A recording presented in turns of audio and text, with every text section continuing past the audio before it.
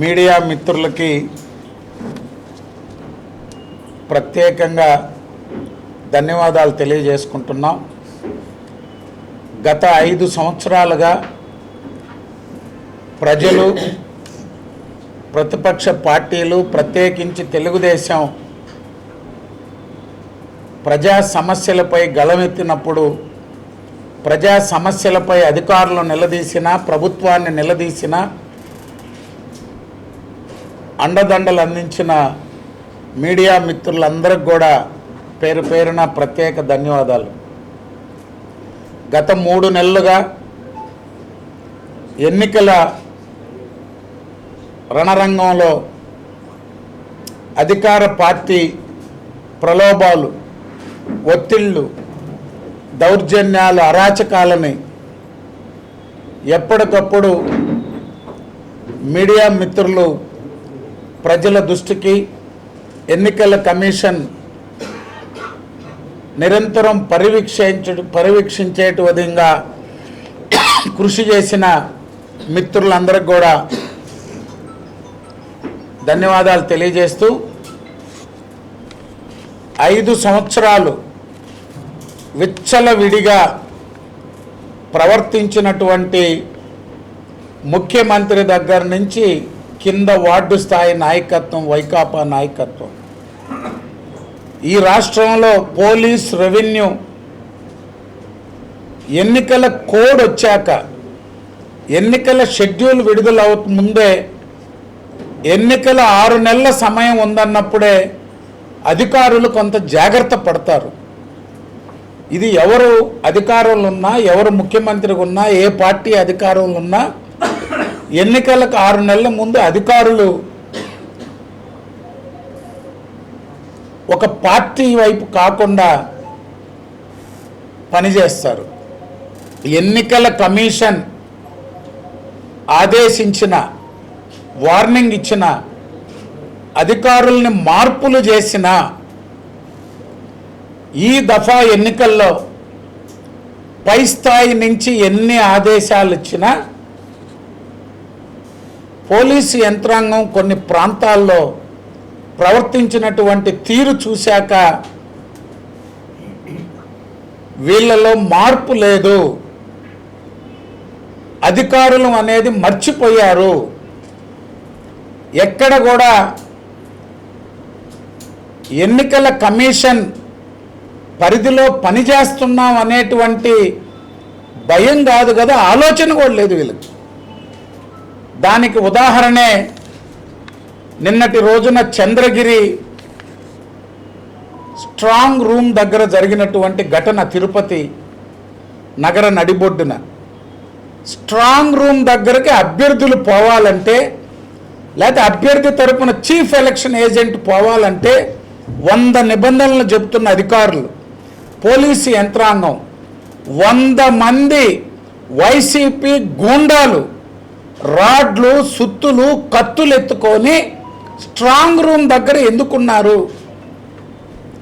మళ్ళీ ఎస్పీ పాటిల్ గారు చెప్తారు, అది చిన్న ఘటన, నాని గారు సంయమనంగా ఉండాలా, మేము అదుపు చేస్తాం. 100 మంది వైకాపా గూండాలు ఎలా లోపలికి ప్రవేశించారు? ఇంకా రక్షణ ఎక్కడ ఈవీఎంలకి?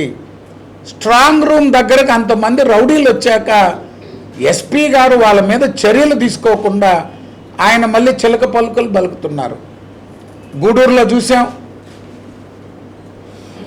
గూడూరులో ప్రశాంతంగా జరుగుతున్న పోలింగ్ కేంద్రంలోకి అభ్యర్థి మేరిగ మురళీ గారు, నరేందర్ రెడ్డి గారు, వైకాపా నాయకుడు జొరబడి అక్కడ ఉన్నటువంటి రామచంద్రారెడ్డి అనేటువంటి నాయకుడిని ఎస్ఐ కొట్టి వైకాపా నాయకులకు హ్యాండ్ ఓవర్ చేస్తాడు.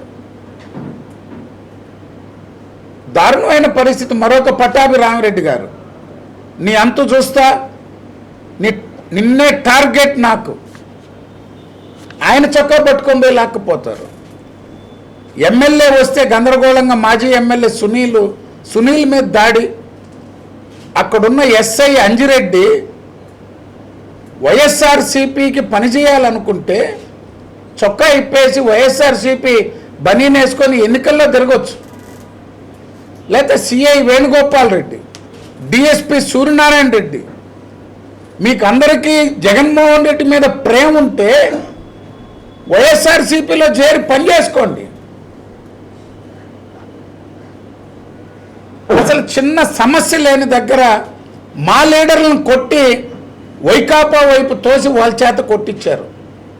నిన్నటి రోజున చింతవరం పోలింగ్ అయిన తర్వాత చింతవరంలో ఏజెంట్లను పెట్టారని, చింతవరంలో తెలుగుదేశానికి అండగా ఉన్నాడని, కాపు నేత గోపాల్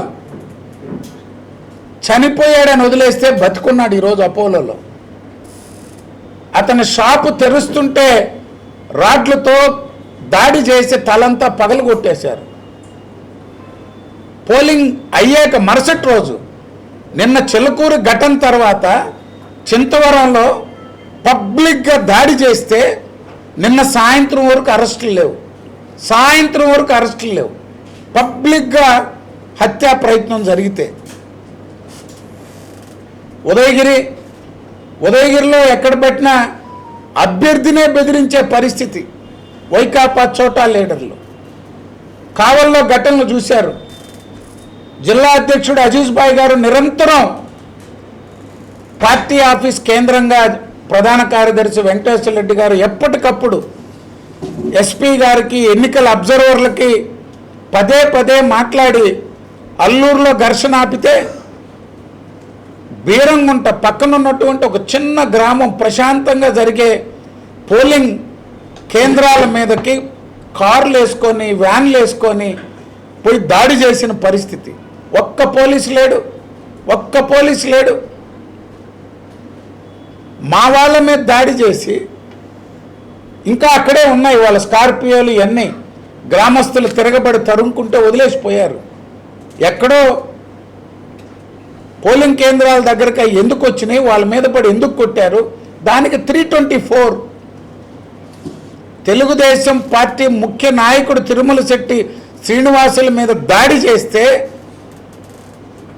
ఎన్నికల అబ్జర్వర్లు, ఎస్పీలు చెప్పినా 324 కేసు.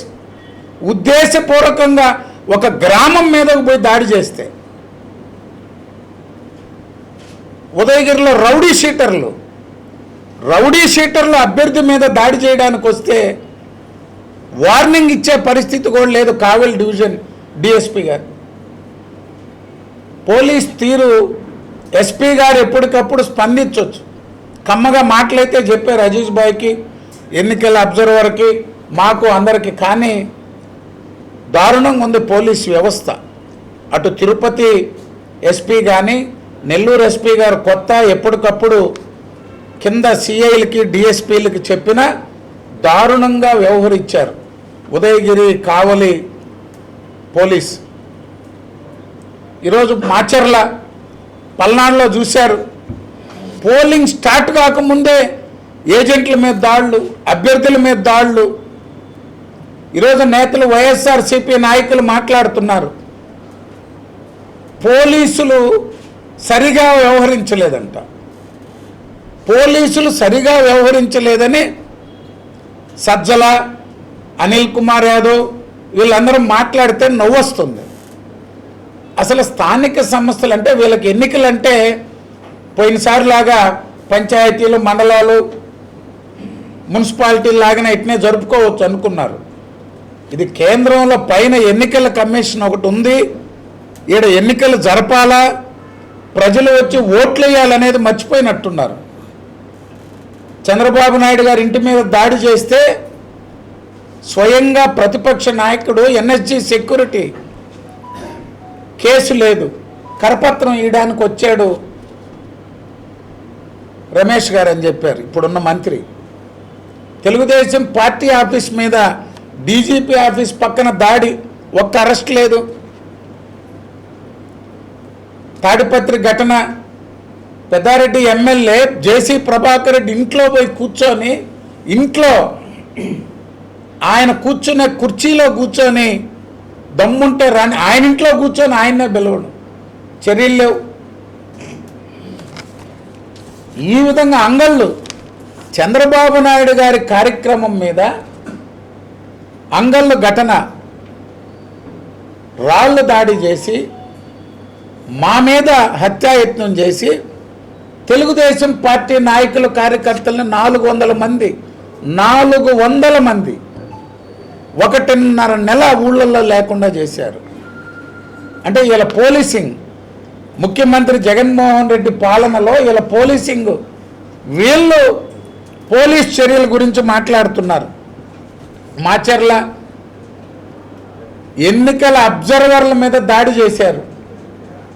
స్థానిక సంస్థల ఎన్నికల్లో కార్లు బగలగొట్టారు.